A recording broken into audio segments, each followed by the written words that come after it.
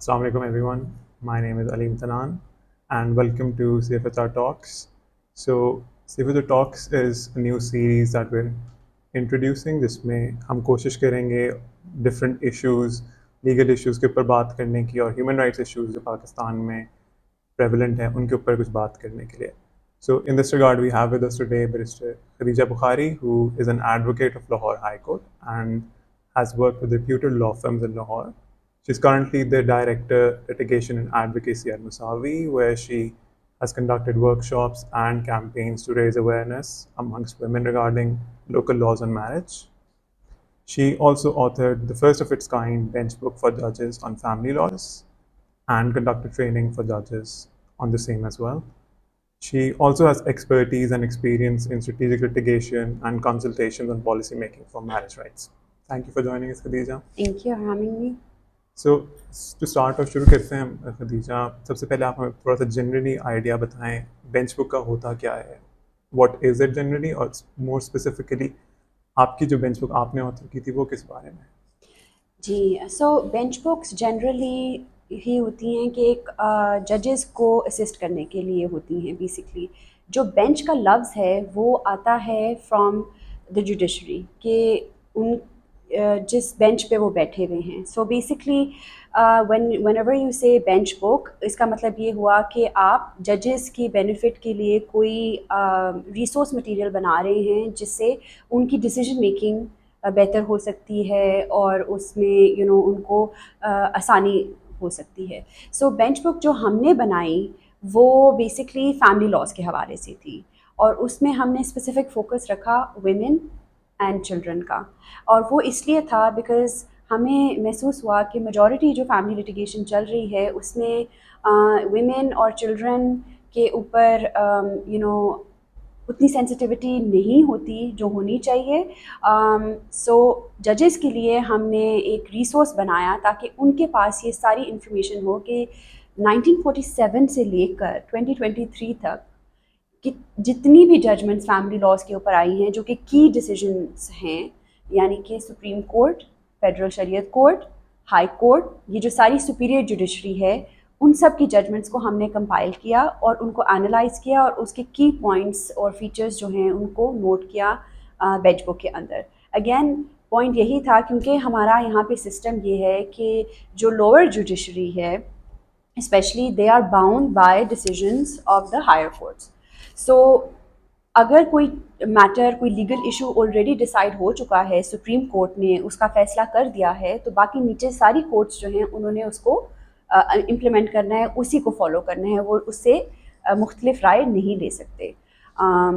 تو پوائنٹ یہی تھا کہ ساری انفارمیشن ان کے پاس ہو کہ یہ آلریڈی جو لیگل ایشو ہے ڈیسائیڈ ہو چکا ہے, یہ لیگل پرنسپلز ہیں جو کہ جس کو فالو کرنا چاہیے. اگین سپریم کورٹ کی ڈیسیجنز ہائی کورٹس پہ بائنڈنگ ہے اور ہائی کورٹ کی ڈیسیجنز جو ہیں لوور کورٹس پہ بائنڈنگ ہیں. اور سم ٹائمز اگر لوور کورٹس کی جو ڈیسیجنز ہیں ان کے اندر ہوتا ہے کہ ایک ڈیسیجن یا دوسری ڈیسیجن میں اگر conflict who, for example high court کی ڈیسیجنز میں اگر کانفلکٹ ہو تو اس کو بھی ہم نے ایکسپلین کیا ہے کہ جب آپ کے پاس کنفلکٹنگ ججمنٹس آ جائیں کہ ایک ہائی کورٹ کے بینچ نے یہ کہا ہے, دوسرے نے یہ کہا ہے, تو اس سچویشنز میں آپ کو کیا کرنا چاہیے. تو وہ کانسیپٹ بھی ہم نے بینچ بک میں ایکسپلین کیا ہے تاکہ ججز پراپرلی گائیڈ ہو سکے کہ ہم کس ججمنٹ کو فالو کریں, جو ایکس جج نے کی ہے یا جو وائی جج نے کی ہے. سو اس کو بھی ہم نے ایکسپلین کرنے کی کوشش کی ہے ان دا بینچ بک, اور پھر پراپر اسٹرکچر بتایا ہے جو فیملی کورٹس کا ہے, گارڈین کورٹس, جو آپ کی کسٹڈی کے میٹرز جہاں پہ ڈیسائیڈ ہوتے ہیں. تو یہ ساری چیزیں ہیں. ایک اور انٹرسٹنگ جو چیز ہم نے اس میں ڈالی, اور وہ بھی اگین کیونکہ ہم مسلم میرجز کو ڈسکس کر رہے ہیں بینچ بک کے اندر, تو ہم نے سوچا کہ کیوں نہ ہم جو مسلمان ملک ہیں جن میں بھی اسلام ہے ان سے ہم جورسپروڈنس لیں کہ وہاں کیا ہو رہا ہے. فار ایگزامپل اگر یہاں پہ ٹرپل طلاق جو ہے کہ کا کانسیپٹ ہے, تو کیا باقی ملکوں میں قرآن سے ہی کیونکہ ساری انٹرپریٹیشنس آ رہی ہیں, تو وہاں پہ کس طرح کی جورسپروڈنس ڈیولپ ہو رہی ہے, کیا وہاں پہ ٹرپل طلاق الاؤڈ ہے نہیں ہیں. اور جیسے پولیگمی کا ایشو ہے کہ کیا 4 شادیاں جو ہیں اس کا کیا پروسیجر ہونا چاہیے, الاؤڈ ہیں, پرمیشن چاہیے نہیں چاہیے, باقی ملکوں میں کیا ہو رہا ہے. تو وہ ہم نے بھی اس کو انکارپوریٹ کیا بینچ بک میں, اس کے پارٹ ڈی کے اندر, جس کو ہم کہتے ہیں کمپیریٹیو جورسپروڈنس, کہ باقی مسلمانوں ملک میں بھی دیکھنا چاہیے کہ کیا ہو رہا ہے اور ادھر سے کیا بیسٹ پریکٹسز ہم لے سکتے ہیں. اب آف کورس جو ڈیسیژنز ہیں انڈیا کی وہ پاکستان کے اوپر بائنڈنگ تو نہیں ہے, لیکن آپ نے دیکھا ہوگا علی کہ بہت سارے لیگل میٹرز کے اندر ٹیکس کا ہو یا فلانے ادر کانسٹیٹیوشنل میٹرز میں, کیونکہ ہمارا ایک ریجن ہے تو ہم اس پہ ریلائی ضرور کرتے ہیں. ہم دیکھتے ہیں کہ اچھا کیونکہ سملر لا ہے, ادھر بھی مسلم فیملی لاز, بنگلہ دیش میں مسلم فیملی لاز سملر ہیں, تو ہم ادھر سے کیا گائیڈنس لے سکتے ہیں کہ ان کی جوڈیشری نے, سپریم کورٹ نے کس طرح سے اس کو ڈیسائیڈ کیا ہے. سو آف کورس وہ 100% تو نہیں ہم اٹھاتے, لیکن اس سے گائیڈنس ضرور لے سکتے ہیں. اینڈ سو دا کانسیپٹ وہی تھا کہ پرسویسو جورسپروڈنس ضرور ہے یہ, اور میکسیمم جو ججز کے بینیفٹ کے لیے ہم کر سکتے ہیں وہ کریں. ایک اور ایڈ کرتی چلوں میں اس میں پوائنٹ, کہ ہم نے اکثر جب ججمنٹس کو دیکھا اور اس میں ہم نے نوٹ کیا کہ فیملی کورٹ کی ججمنٹ میں specially in like any other judgments بہت زیادہ ریفرنسز آتے ہیں قرآن کے, بہت زیادہ ریفرنسز آتے ہیں مولانا مودودی یا پھر کوئی اور انٹرنیشنل اسکالر ہو گئے, اسلامک اسکالر ہو گئے, جن کے بارے میں بار بار بتاتے ہیں کہ ان کی کتاب محمدن لا کے اندر میں یہ لکھا ہے ایٹسیٹرا. تو وہ ریفرنسنگ تو ہو رہی ہے, لیکن اس کو ہی آگے لیتے ہوئے ہم نے سوچا کہ ریفرنسنگ جو ہو رہی ہے تو پھر وہ باقی مسلمان ملک میں کیا ہو رہا ہے وہ پراپرلی ہمیں ریکارڈ کرنا چاہیے تاکہ ہمارے ججز اس سے بھی بینیفٹ لے سکیں. سر آپ نے کسٹڈی کا ذکر کیا, جس میں بہت میجر لٹیگیشن کسٹڈی کے اوپر ہی ہوتی ہے ود ان فیملی لا. سو اس کے علاوہ آپ نے اور کن ایشوز کو بینچ بک کور کرتی ہے؟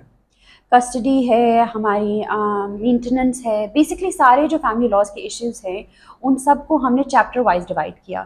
سو ہم نے پہلے جیسے میں نے آپ کو ایکسپلین کیا کہ سسٹم کے بارے میں بتایا کہ فیملی کورٹس کا اسٹرکچر کیا ہے, ٹرائل کا پروسیجر کیا ہے, اس کے جو بھی اسٹیپس ہیں کہ اگر آپ پٹیشن کرتے ہو تو اس کا ریٹن اسٹیٹمنٹ فائل ہوتی ہے, پھر اس کے بعد جو دعویٰ ہے اس کا جواب فائل ہوتا ہے, پھر اس کے بعد ریکارڈ ایویڈنس ہوتی ہے, آپ گواہی دیتے ہو, وہ ساری پروسیجرل جو اسٹیپس ہیں وہ سارا ریکارڈ کرنے کے بعد ہم نے اس میں مینٹیننس کا ایک پورا چیپٹر کیا ہے. پھر اس کے اندر ہم نے ڈسولوشن آف میرج, یعنی کہ شادی ختم ہوتی ہے تو اس کے کیا پروسیجرز ہیں وہ سارا ڈیٹیل میں کور کیا ہے. پھر اس کے بعد ہم نے پولیگمی کو کور کیا ہے, جو اس پہ ریلیٹڈ لاز ہیں پاکستان کے اندر اور ڈیسیژنز ہیں آئینی. پھر ہم نے ڈاور جو حق مہر ہے اس کو کور کیا ہے as a separate stand alone chapter. اور پھر ہم نے کور کیا ہے کسٹڈی اور گارڈینشپ میٹرس کو. لیکن اس میں ہم نے ایڈیشنلی ساتھ ساتھ نکاح نامہ جو ہے اور اس کے کلوزز کے حوالے سے علیحدہ بھی کور کیا ہے کہ کس طرح سے ان کی انٹرپریٹیشن, جو ایک لیگل کانٹریکٹ ہے نکاح نامہ, جو ویلڈ میرج ہے, کون سے انگریڈینٹس ہیں ویلڈ میرج کے, اور نکاح نامہ کے حوالے سے جو اس کی امپورٹنس ہیں اور جو ڈیسیژنس اس کی امپورٹنس کو ہائی لائٹ کرتے ہیں ان کو بھی ہم نے نوٹ کیا ہے. اور ایک اور چیپٹر جس کو ہم نے اسپیسیفکلی دیکھا ہے وہ ہے چائلڈ میرجز کے اوپر بھی. سو اس میں بھی ہمارے آپ کو پتہ ہے یہاں پہ لیجسلیشن ہے جو کہ چائلڈ میرج کو پریونٹ کرتی ہے, اس کی بھی کافی ڈیسیژن میکنگ ہوئی ہوئی ہے. فیڈرل شریعت کورٹ کی ڈیسیژنس ہیں اس میں جو ہم نے ہائی لائٹ کی ہیں as a standalone chapter as well. صحیح. اور جیسے آپ نے بتایا کہ 1947 سے لے کے آج تک جتنے بھی کیسز آئے ہیں آپ نے سب فیملی لا پہ کور کیے ہیں. سو آئی امیجن کہ ایولیوشن آف جورسپروڈنس میں بہت کلیئرلی آپ کو نظر آتی ہوگی. سر اس کے بارے میں آپ کچھ بتا سکتے ہیں کس طریقے سے کورٹس کا رویہ towards women and child rights کے اوپر اسپیسیفکلی کس طریقے سے ایوالو ہوا ہے, اور آج کل کیا پوزیشن رہی ہوئی ہے کورٹس کی اس بارے میں؟ میں اس میں 2 ایشوز کو ڈیفینیٹلی ہائی لائٹ کرنا چاہوں گی, جس میں ایک آپ نے دیکھا ہے کہ جوڈیشری کی انٹرونشن کی وجہ سے کس طرح سے چیزیں ایوالو ہوئی ہیں. جیسے خلا کا رائٹ ہے, رائٹ آپ کو بیسکلی دیا جوڈیشری نے, اس پہ لیجسلیشن تو بعد میں ہوئی, پہلے جوڈیشری نے ریکگنائز کیا. خورشید بی بی کا کیس ہے back I think in 1950s میں کہیں ہے, I may get the date wrong. تو اس میں یہ ڈیسائیڈ کیا گیا کہ اگین انٹرپریٹیشن قرآنک آیتس کو کر کے کہ عورت کے پاس حق ہے کہ وہ شادی کو بھی سے اپنی علیحدگی کر سکتی ہے. تو خدا نخواستہ اگر وہ نہیں شادی چل سکتی تو شی ہیز دا رائٹ کہ وہ خلا لے سکتی ہے. اور یہ اگین جو فاؤنڈیشن تھی یہ کیری فارورڈ ہوئی ہے اوور دا ٹائم پیریڈ کہ یہ تو کوئی ڈینائی نہیں کرے گا کہ خلا کا ایک ایبسولوٹ رائٹ ہے عورت کا جو وہ چاہے تو اپنی مرضی سے اس کو کر سکتی ہے اور اس کے لیے اس کو خاوند کی رضامندی بالکل بھی نہیں چاہیے. تو یہ ایک چیز ایوالو ہوئی اور جو لے کے ہم آتے ہیں آج تک ایک ایبسولوٹ رائٹ کے فارم کے اندر وہ اب آ گئی ہے اور جس میں کوئی اب ڈسپیوٹ وغیرہ نہیں ہوتا. دوسرا ایک کیس ہے جس میں اگین کافی ڈسپیوٹ تھا پہلے لاء کے اندر کہ کیا عورت جو ہے وہ خود سے شادی کر سکتی ہے کہ نہیں, کیا اس کے پاس یہ اختیار ہے یا اس کو ولی کی اجازت ہی لینا ہے اور وہی ضروری ہے. تو اس پہ کافی ڈیسیجنز پہلے آتی تھیں کہ جس میں کچھ کہتے تھے کہ ہے کچھ کہتے تھے کہ نہیں ہے. تو اینڈ میجورٹی سینگ کہ نہیں اس کو ولی کی ضرورت ہے. تو پھر سائمہ وحید کا کیس آیا اینڈ اس نے یہ فائنلی اس کویشچن کو سیٹل کیا کہ نہیں, اگر ایک عورت شادی کرنا چاہتی ہے جو کہ لیگل ایج آف میرج میں فال کرتی ہے تو وہ اپنی رضامندی سے وداؤٹ اینی باڈیز کنسینٹ, کسی کی ولی کی گارڈین کی کنسینٹ کی ضرورت نہیں ہے اور وہ خود بھی اپنی رضامندی دے سکتی ہے کسی اور کے باوجود. سو ود ان میرج اور آئیڈینٹی کے رائٹ سے ریلیٹڈ ایک کیس میں آپ انوالو رہی ہیں, وہ ہے about women having the right to retain their father's name on their passports. So اس کے بارے میں تھوڑا سا بتائیے کہ کیس میں کیا کس بارے میں اس میں پروگریس کیا رہی ہے ابھی تک. جی سو بیسکلی یہ کیس میں نے فائل کیا تھا. بیسک اس میں بات یہی ہے کہ عورت جو پروسیجر ہے کہ جب آپ کی شادی ہوتی ہے اور آپ اس کو رجسٹر کرانے جاتے ہیں, جیسے میں نے کرانے گئی تھی, تو وہ آپ سے پوچھتے ہیں کہ آپ جو ہے اپنا فادر کا نام رکھنا چاہیں گی یا آپ اپنے ہسبینڈ کا نام اڈاپٹ کرنا چاہیں گی. تو اس میں آپ کی چوائس ہوتی ہے جو نادرا آپ کو رائٹ دیتا ہے کہ you don't need to change your you don't need to reflect that you are daughter wife of, you can just be daughter of. ٹھیک ہے. سو بیسکلی سیکنڈ کالم ہے CNIC کا جس کے اندر میں نے اپنے ہسبینڈ کا نام نہیں ڈلوایا, اپنے فادر کا نام ڈلوایا جو کہ نادرا نے مجھے رائٹ دیا تھا. آفٹر دیٹ جب میں اپنا پاسپورٹ بنانے گئی تو وہاں پہ انہوں نے کہا کہ آپ کو واپس جائیں, CNIC اپنا اپڈیٹ کرائیں اور اس کے اندر وائف آف لکھوائیں, تب ہی ہم آپ کا پاسپورٹ جو ہے ایشو کریں گے, مطلب اس کی اپلیکیشن پروسیس کریں گے. میں نے ان سے کہا کہ یہ کیسے ہو سکتا ہے کہ نادرا جو ہے وہ ڈٹرمن کر رہا ہے میری آئیڈینٹی اور وہ مجھے یہ رائٹ دے رہا ہے, لیکن آپ اس رائٹ کو نہیں ایکسیپٹ کر رہے اور کہہ رہے ہیں کہ آپ جا کے چینج کروائیں اس کو. انہوں نے کہا NADRA is an autonomous body, ہمارے اپنے رولز اور ریگولیشنز ہیں اور ہم اس کو نہیں فالو کرتے. سو وہ پاسپورٹ آفس نے ریفیوز کر دیا میری اپلیکیشن. اس کے اوپر میں نے نادرا سے کنسلٹ کیا بعد میں اینڈ آئی سیڈ کہ وائی از دس ڈسکرپنسی. دونوں ڈپارٹمنٹس منسٹری آف انٹیریئر کے انڈر فال کرتے ہیں, تو ایک آپ کو کہہ رہا ہے کہ اگر آپ ملک کے اندر رہنا چاہتی ہیں تو تب تو آپ بیٹی بن کے رہ سکتی ہیں, لیکن اگر آپ نے ملک کے باہر ٹریول کرنا ہے تو پھر آپ کو بیوی بننا پڑے گا, لازمی ہے, ہم تو پھر ایشو ہی نہیں کریں گے پاسپورٹ. تو انہوں نے کہا نہیں پتہ نہیں کیوں یہ نادرا نے واز ایکولی اسٹونشڈ کہ پتہ نہیں کیوں پاسپورٹ اتھارٹی یہ کہہ رہی ہے, بیکاز ہماری تو کلیئر کٹ ڈائریکشنز ہیں, جیسے آپ نے شادی کے بعد ہی اپنا CNIC بنایا, سو دے شوڈ لسن. تو یہ تو آپس میں مجھے لگا کہ ان کی کانٹرڈکشن ہے, ان کی کوئی کنیکشن ہی نہیں ہے, نہ یہ ڈسکس کرتے ہیں ایک دوسرے کے ساتھ چیزیں. سو ایونچولی آئی تھاٹ کہ یہ تو کورٹ میں ہی میٹر حل ہوگا. سو اس لیے پھر میں نے بیک ان سپٹمبر اس کو فائل کیا تھا 2023 and I tick the approach کہ یہ کورٹ میں ایک اسٹریٹجک لٹیگیشن ہے جس کو میں نے فائل کیا اور کہا کہ I have the right to identity to decide کہ میرا فادر کا نام ہوگا یا میری ہسبینڈ کا نام ہوگا, اور this should not be taken away from me. ٹھیک ہے. سو میں نے کورٹ سے ایک ڈکلیریشن مانگی ہے کہ وہ ڈکلیئر کریں کہ جو نادرا پاسپورٹ کی پالیسی ہے وہ ڈسکریمنیٹری ہے, کیونکہ ہسبینڈ کے پاسپورٹ کے اوپر تو آپ کو نہیں ریفلیکٹ کرنا ہوتا اس طرح کی چیز, نہ ہسبینڈ کی CNIC پہ کچھ آتا ہے, تو یہ عورت کے اوپر کیوں برڈن ہے کہ وہ میرج کو پروو کرے, بچوں کی ویریفیکیشن کرے, وہ ساری چیزیں. So it was not making sense. اب اس میں the case went on you know the regular, آپ کو پتہ ڈیلیز وغیرہ ہوتی ہیں، لیکن during the case significant developments took place. مثلاً ہمارے کیس میں اٹارنی جنرل کے آفس سے آ کے اسٹیٹمنٹ ریکارڈ کرائی گئی تھی کہ we agree with the petitioner stance, یعنی کہ حکومت کا جو لیگل مائنڈ ہے، جو اٹارنی جنرل کا آفس ہے، وہ کہہ رہا ہے کہ لیگلی اسپیکنگ جو یہ پٹیشنر کہہ رہی ہیں یہ ٹھیک ہے. اس کیس کے اندر despite that ministry of interior کے جو آفیسرز آئے تھے انہوں نے کہا نہیں ہم پھر بھی جواب جو ہے فائل کرنا چاہیں گے. اب انفارچونیٹلی مائی جج got transfer to Multan, the case got further delayed. اب جب واپس جب نیکسٹ ہیئرنگ ہونی تھی تو اس کے اندر منسٹری آف انٹیریئر نے ریٹن رسپانس فائل کیا اور کہا کہ نہیں ہم اس کو نہیں الاؤ کر سکتے، ایک پنڈوراز باکس کھل جائے گا، پتہ نہیں کون کون سے جو ہے نا ملک میں پرابلمس کریٹ ہو جائیں گے، چائلڈ ٹریفکنگ ہو جائے گی، ابڈکشنز ہو جائیں گی، انہیریٹنس کے ایشوز ہو جائیں گے، مطلب you name it and that was on the list کہ یہ ہم بس نہیں کر سکتے. So basically they properly contested the petition. اس کے بعد I got to know that there was a similar petition that was also filed in the another court was pending with Justice Asim Hafiz Saab, and later on I got to know that that got decided, and وہاں پہ Ministry of Interior جا کے انہوں نے ایک conceding statement دی کہ basically آپ جو ہیں ہم کنسلٹیٹیو پروسیس میں انٹر کرنا چاہتے ہیں، اس کو حل کرنا چاہتے ہیں. تو کورٹ نے کہا اگین ادھر بھی اٹارنی جنرل نے جا کے اٹارنی جنرل کے آفس سے اسٹیٹمنٹ آئی کہ we agree with the stance, تو انہوں نے کیس کو ڈسپوز آف کر دیا ود دا ڈائریکشن ناؤ کہ 3 months کے اندر اندر یہ کنسلٹیٹیو پروسیس جو ہے وہ شروع ہو. بیچ میں شاید آپ نے دیکھا ہوگا علی کہ ڈی جی پاسپورٹ بھی آئے ایک جیو کے انٹرویو کے اوپر آفٹر مائی انٹرویو، اور انہوں نے بہت ہی کنٹروورشل اسٹیٹمنٹ وہاں پہ دی کہ جو ہے ہم ایکس ہسبینڈس کے نام بھی عورت کے ڈیورسڈ ویمن کے پاسپورٹ کے اوپر جو ہیں کنسیڈر کر رہے ہیں کہ کریں، یعنی اب ان کی ذاتی رائے تھی یا کیا تھی، but it was very reckless I would say کہ اس طرح کی آپ اسٹیٹمنٹ دے رہے ہیں نیشنل ٹی وی کے اوپر.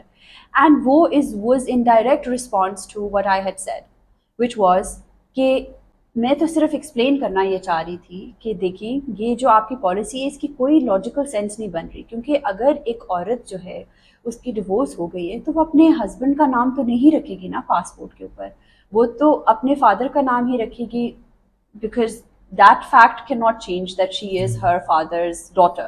یہ تو ایک بایولوجیکل فیکٹ ہے which will remain, but husband کا نام تو بار بار نہیں پھر چینج کرے گی نا بیکاز دیٹ. تو اس کو ایکسپلین کرنے کے لیے میں نے یہ پوائنٹ بولا تھا.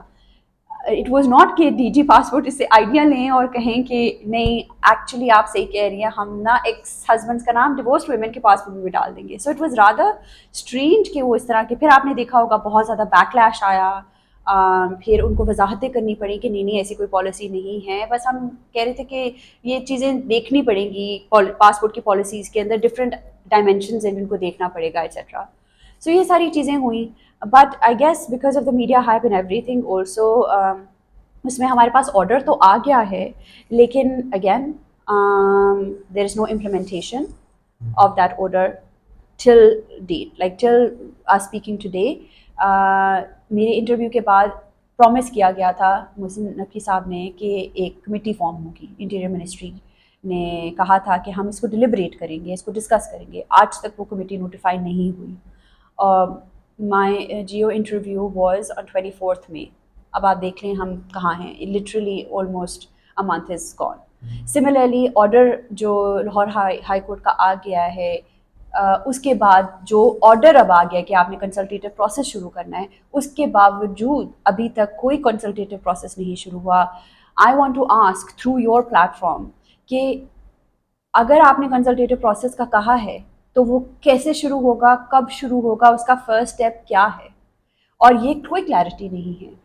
اب میرا کیس ابھی بھی پینڈنگ ہے، یہ میں بتانا چاہوں گی، کیونکہ وہ کیس میں نے بتایا نا کسی اور کورٹ میں چل رہا تھا. میرا کیس جسٹس راحیل کامران صاحب کے پاس پینڈنگ ہے ابھی بھی، اور وہ نیکسٹ ہیئرنگ کے اوپر میں تو کوشش کروں گی کہ ان کی جج صاحب یہی ان سے پوچھیں اور جواب لیں کہ جو کنسلٹیٹیو پروسیس آپ نے پرومس کیا تھا وہ کہاں ہے، اور وہ کیسے شروع ہوگا، اور کب شروع ہوگا، اور کتنا ٹائم لگے گا اس کو، تاکہ یہ آپ کوئی ان کی جوڈیشل اوورسائٹ ہو اس کے اوپر.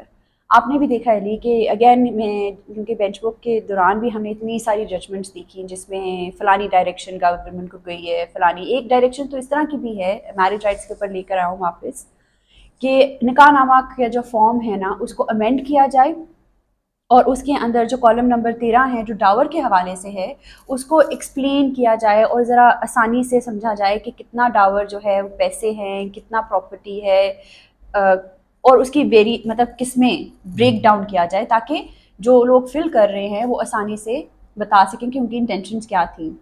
تو اگین یہ آرڈر آپ کا ہے 2022 سے اور اب 2 سال تقریباً ہونے لگے ہیں کہ نکاح نامہ کو امینڈ کیا جائے, کچھ بھی نہیں ہوا, ابھی بھی ہم وہی نکاح نامہ یوز کر رہے ہیں.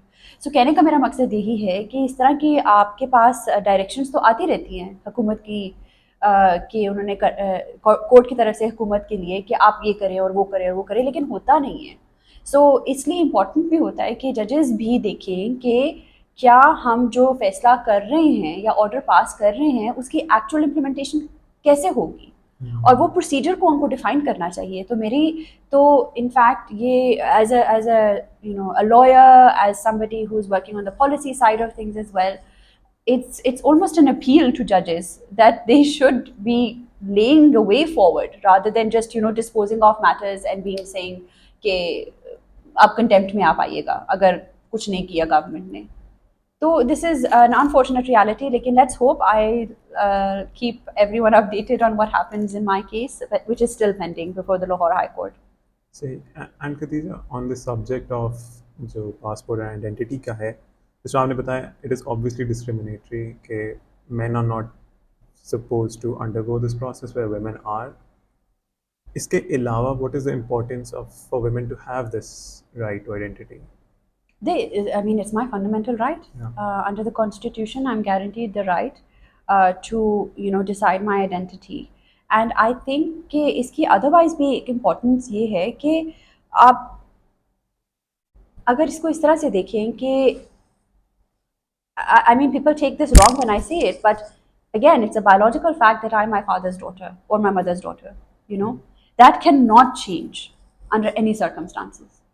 So why am I being forced into a hassle? خدا نخواستہ مطلب whether it be through a dissolution of marriage on account of divorce or death, everything is changing for the women constantly. Why is that the case?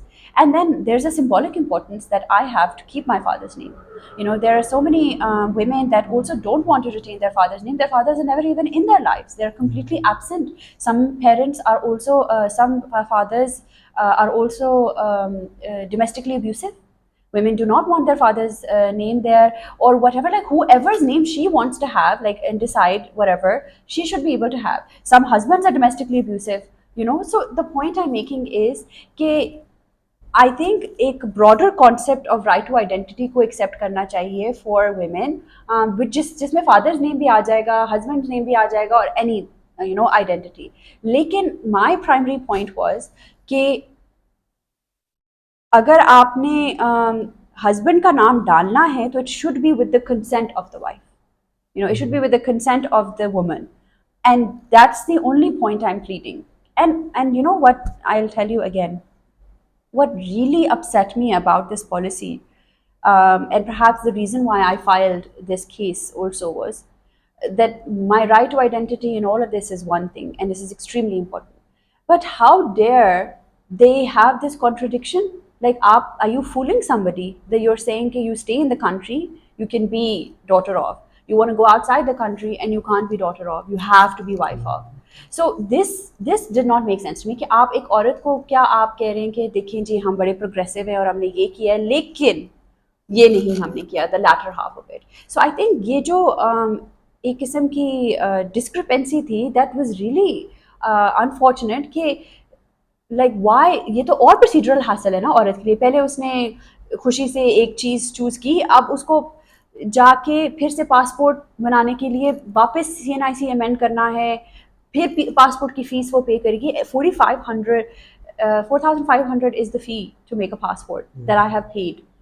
تو if and CNIC کی اپنی فی تھی, تو اگر انہوں نے بیچ میں مجھے بڑی suggestions left right and centre آئی کہ آپ جائیں واپس اپنا CNIC چینج کر لیں, جب یہ پاسپورٹ کی پالیسی چینج ہو جائے گی واپس پھر آپ پاسپورٹ پھر سے چینج کر لیجیے گا. میں نے کہا از دس اے جوک کہ آپ وہ پہلے چینج کریں پھر واپس آئیں پھر اس کو چینج کریں. So all of these things I think are important to recognise کہ women's right to identity needs to be respected. It's a constitutional right, and also it's a constitutional right to not have discriminatory policies under Article 25 of the Constitution. So this is the basic gist of it, and I really hope that now that we have a court order, we also, and hopefully in my case, we'll also get a court order, so we can all push for reforms in this direction. Yeah. So coming back, these are to the legal side of things. کہ آپ نے بتایا کہ آپ نے petition کیا تھا Lahore high court میں in this case. So this is an example of strategic litigation as well. تو اس کے اوپر تھوڑا سا بتا سکتے ہیں what generally is strategic litigation for audiences جو لے پرسنز ہیں جن کا لاء سے تعلق نہیں ہے. تو پھر اس کے لیے آپ یا تو ہائی کورٹ یا پھر سپریم کورٹ, دو ڈفرینٹ پروسیجرز ہیں, اس کے اندر آپ ایک رٹ پٹیشن فائل کرتے ہیں. تو اگین کانسٹیٹیوشن کے اندر یہی اجازت دی گئی ہے کہ اس فنڈامنٹل رائٹس کو پروٹیکٹ کرنے کے لیے, اور اگر ایک میٹر ایک پبلک انٹرسٹ کا ایشو ہے تو پھر آپ ایک کورٹ کے اندر درخواست فائل کر سکتے ہیں کہ یہ رائٹ پروٹیکٹ نہیں ہو رہا اور اتنے سارے لوگ اس سے افیکٹ ہو رہے ہیں ایٹسیٹرا, اور اس کے اوپر ایکشن لیا جائے, اس پالیسی یا پریکٹس یا لاء کو اسٹرائک ڈاؤن کیا جائے جو اس رائٹ کو انفرنج کرتی ہے, جو بھی کوئی فنڈامنٹل رائٹ ہوگا. تو اسٹریٹجک لٹیگیشن اس حوالے سے کی جاتی ہے تاکہ کورٹس اس کے اوپر ایکشن لے سکیں, کیونکہ courts are also the guardians to protect the fundamental rights, as should every department be. But unfortunately جب ڈپارٹمنٹس نہیں ہوتے تو the only option that is left, آپ سمجھیں کہ it's a matter of last resort. تو پہلے آپ کوشش کرتے ہو کہ آپ ڈپارٹمنٹ سے بات کریں تاکہ وہ آپ کی مطلب انڈرسٹینڈ کر لیں اور اس کو ختم کر لیں, اس ڈسکرمنیٹری پریکٹس کو, یا جو بھی پرابلمٹک چل رہی ہے چیز جو فنڈامنٹل رائٹس کو انفرنج کرتی ہے. اگر وہ نہیں سنتے اور آپ کے پاس کوئی اور ریمیڈی نہیں ہے تو پھر آپ کورٹ کے اندر درخواست فائل کرتے ہیں. So this is a really important point that I want to clarify کہ it is an option of last resort, کہ آپ کے پاس اور کوئی ریمیڈی نہیں ہے, جو بھی آپ کر سکتے تھے, جس کو بھی آپ کنونس کر سکتے تھے, فرام بائی آل مینس آپ نے کیا, بٹ انفارچونیٹلی کچھ نہیں ہو رہا, تو پھر آپ نے کورٹ کو کہا کہ وہ انٹروین کرے اور اس چیز کو ڈیسائڈ کرے, اس پہ انفورس کرائے اس کو basically. So that's what strategic litigation is. And یا دیر سو مینی, آئی تھنک پورا ملک سم ٹائمز مجھے لگتا ہے اسٹریٹجک لٹیگیشن پہ موو کر رہا ہے, کیونکہ جب کچھ نہیں ہو رہا تھا تو ہم کورٹس کا ہی راستہ لیتے ہیں. تو it's really it's unfortunate, but I think it's sometimes the only way possible. So جیسے ارلیئر بھی آپ نے بتایا کہ بہت سارے ویمنز رائٹس ریلیٹڈ کیسز جو ہیں وہ بھی ویمنز رائٹس ریکگنائز ہوئے through strategic litigation as well in Pakistan. So اس میں کوئی کی کنسیڈریشنز ہوتی ہیں دیٹ اگر کوئی اسپائرنگ اسٹریٹجک لٹیگیٹر ہے جو کسی ایشو کے اوپر کرنا چاہ رہا ہے, what are some things, what are strategies that they can use to develop a case, to develop an argument? That is really dependent on the case, کہ کس نوعیت کا کیس ہے اور کس ایشو کے اوپر ہے. اور اگین آئی تھنک کہ for any future litigator I would say کہ you have to first make sure کہ all other doors have been closed. So آپ دیکھیں کہ جو بھی ایشو ہے جس کو آپ ایڈریس کرنا چاہ رہے ہیں کورٹ کے تھرو, کیا آپ نے اس کو ایڈریس کیا ہے فرام ادر فورمس, جو بھی ڈپارٹمنٹس ہیں اس میں انوالوڈ.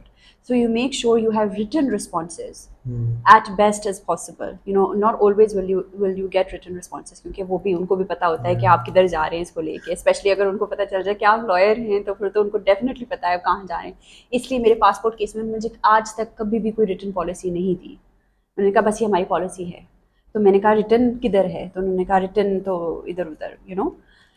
سو ریٹن آپ جتنے بھی رسپانسز لے سکتے ہیں ڈپارٹمنٹ سے آپ ان کو لیں, کیونکہ زبانی کلامی بات اور ہوتی ہے, جو رائٹنگ میں ہوتی ہے اس کے اوپر تو پھر ان کو جواب دینا ہوتا ہے, رائٹ, کہ یہ آپ نے آپ کے ڈپارٹمنٹ کے سگنیچرز ہیں, یہ آپ کا آفیشیل اسٹانس ہے, ہم مس انٹرپریٹ نہیں کریں. تو فار ججز clarity all this should be a part of your preparation, کہ آپ نے وہ سارے ایونیوز کو ایکسپلور کیا ہے. دین آئی وڈ سے جس لاء کو آپ چیلنج کر رہے ہیں اس کے اندر بھی آپ دیکھیں کہ کوئی اس طرح کے کمپلینٹ میکینزمس تو نہیں ہیں جو آپ شاید مس کر گئے ہیں. کیونکہ ہوتا ہے نا سم ٹائمس کہ اگر آپ फॉर एग्जाम्पल जैसे एक कंज्यूमर कोर्ट का केस है, ये तो it's slightly of topic from strategic litigation, लेकिन उसमें एक कंप्लीट मैकेनिज्म है कि आपने पहले कंज्यूमर ने शॉपकीपर या जिससे भी उनको एक चांस देना है कि वो अपना रेक्टिफाई करें जो भी डिफ़ॉल्ट है प्रोडक्ट के अंदर, फिर जाके वो कोर्ट में केस करें। उसके वो नोटिस अगर नहीं दिया आपने और उनको चांस नहीं दिया तो वो कोर्ट में केस नहीं बनता। So it's a similar approach that I am talking about कि आपने सारी चीज़ें कर ली हैं, वो सारे रिस्पॉन्सेज आपने ले लिए हैं और फिर जाके आप अपना केस कर रहे हैं, और उस लॉ को आप थॉरली पढ़ें कि उस लॉ के अंदर एग्जैक्टली किस तरह से वो मतलब जो फंडामेंटल राइट्स हैं उसको किस तरह से वो वायलेट कर रहा है। फिर again I would say deep dive into as many decisions as you can get, जितनी भी आपके उस फंडामेंटल राइट के हवाले से हैं, जो उस कॉन्सेप्ट को एक्सप्लेन करती हैं। Again I am being a bit वेग because you know it depends issue to issue. अगर चिल्ड्रन राइट्स का इशू है तो फिर आप मेजर चाइल्ड राइट्स जजमेंट्स देखेंगे जो कि talk about the importance of the right of children, or talk about उनकी education, या अगर women rights का issue specifically है कोई तो उस angle से आप देखेंगे कि किस तरह से, या environment का है तो फिर आप environment भी is a broad topic तो फिर आप उसको narrow down करेंगे. So I guess this is all a question of research, but first and foremost strategic litigation के perspective से आपको you have to close all the other doors before you move towards the court, because that's the first thing the court asks you. And then you have to have an understanding, are you aggrieved? Aggrieved party का जो concept है कि who is the aggrieved party. तो अब although आप, जैसे मैंने आपको बताया कि मुल्क में अनफॉर्चुनेटली चीज़ें नहीं चलती जब तक पीछे डंडा कोर्ट का नहीं आता, तो अग्रीव्ड पार्टी का जो डेफिनेशन है वो भी कोर्ट्स ने ओवर टाइम काफ़ी एक्सपैंड कर दिया है कि ज़्यादा से ज़्यादा केसेस वो ले सकते हैं और सुन सकते हैं, और बहुत नैरो उसका एक नई इंटरप्रिटेशन उन्होंने रखी है any more. Having said that, फिर भी you should have in your mind कि are you N aggrieved party or not, and how are you presenting your case. Another thing about strategic litigation that I want to tell you is कि strategic litigation सिर्फ एक बंदे की नहीं हो सकती, एक बंदा ज़रूरी नहीं कि सिर्फ एक ही हो, मतलब एज इन क्लब कर सकते हैं आप पिटिशंस, या नंबर ऑफ पिटिशनर्स हो सकती हैं एक केस के. सो जैसे अगर मेरा पासपोर्ट का केस है तो हो सकता है कि 10 और औरतें हैं जो मेरे साथ पिटिशन कर रही हैं. सो स्ट्रेटेजिक लिटिगेशन में ये भी ऑप्शन होती है कि आप एज मैनी पिटिशनर्स को उसमें क्लब कर सकते हैं और एक क्लास एक्शन जिसको कहते हैं हम फाइल कर सकते हैं. So it doesn't have to be हर एक बंदे की अपनी पिटिशन जो कोर्ट में जा रही है अगर इशू सेम है. आइडियली कोर्ट्स यही कहती हैं कि अगर सिमिलर इशू है तो they should all B one, क्योंकि वरना प्रॉब्लम क्या होता है इसका लिए कि आप डिफरेंट कोर्ट से एक ऑर्डर आ गया, दूसरे कोर्ट से कोई और उसमें अगर कॉन्ट्रडिक्शंस या कॉन्फ्लिक्टिंग जजमेंट्स ना आएँ, तो इसको अवॉइड करने के लिए कोशिश की जाती है कि अगर सिमिलर मैटर है तो एक ही कोर्ट उसको सुन रही है और जितने भी उसमें पिटिशंस फाइल हुई हैं वो इकट्ठी सुनी जा रही हैं. सही. सो आपने इसमें अग्रीव्ड पार्टी का बताया, this is pertaining to locus standi, of course, कि आपने अपनी स्टैंडिंग इस्टेब्लिश करनी है. सो इसी के साथ साथ रिलीफ के इन टर्म्स में व्हाट इज़ द आइडियल, या एक generally case to case differ करेगा, मगर generally what's the preferred form of relief that a person should be, litigator should be looking for? The relief first and foremost always is a declaration कि what is happening is wrong. What is happening is violative of this fundamental right. So the court must declare कि ये जो है गलत है और ये वाकई फंडामेंटल राइट्स को इन्फ्रिंज कर रहा है. सो एक डेक्लेरेशन आप मांगते हो in your prayer that the court does this. बाकी और प्रेयर्स भी हो सकती हैं कि आप फिर कोर्ट डिक्लेयर करे कि आपका ये फंडामेंटल राइट है इस इशू के साथ लिंक करके. मतलब फॉर एग्जांपल हमने देखा शेरा ज़िया का केस है, वेरी फेमस. अब वो राइट टू लाइफ है, article 9 of the constitution.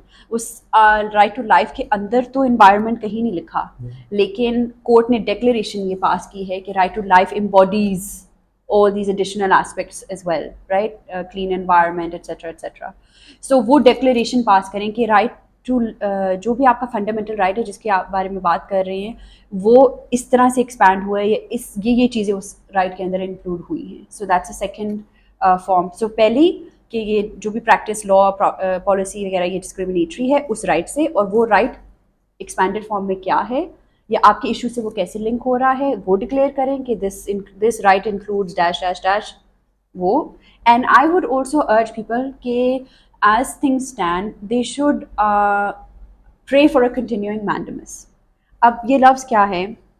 Basically اس میں آپ کورٹ کو کہتے ہو کہ آپ کیس کو ڈسپوز آف مت کریں، آپ جو ہیں ایک آرڈر ضرور پاس کریں آن دیز تھنگس، لیکن کنٹینیوئنگ مینڈمس آپ رکھیں تاکہ آپ کے پاس اوور سائٹ ہو کیس کی.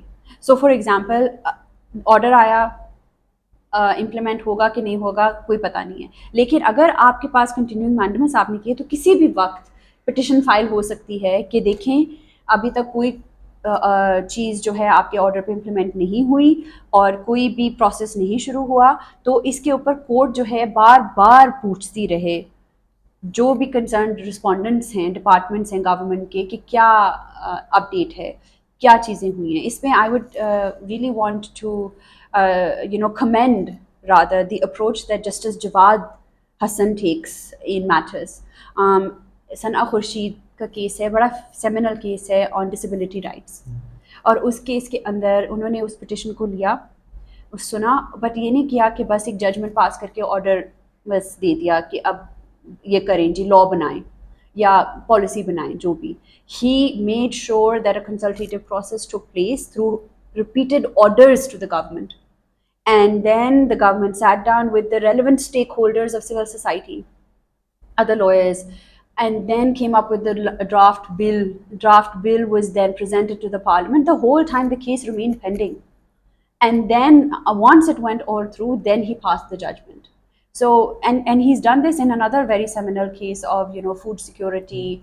I think it was the food rules maybe had to be passed under the Food Act. I can't remember what it was, but basically the same approach was adopted, where again there was a lot of judicial oversight that resulted in actual government implementation of the orders and actual change. جو آپ کا basic relief ہے تو وہ تو وہی ہے نا کہ بھی ٹھیک ہے ڈیکلریشن سب کچھ ہے، لیکن آپ اصل میں مجھے in like for example in my case passport بنانے دیں.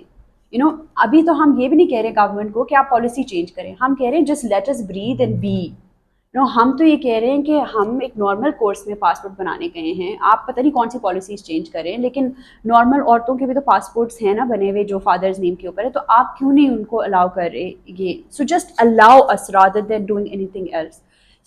So the point being is کہ ultimate relief courts, I would urge all courts to think of ultimate relief, but not, I mean every judge has a discretion, I would admit, to go in different approaches, but as a litigator, coming back to your question, I would urge litigators that they should, where possible, Hare case میں possible نہیں ہوتا لیکن where possible, make a plea for continuing mandamus and make request the judge so that he can have continuous judicial oversight till actual implementation takes place.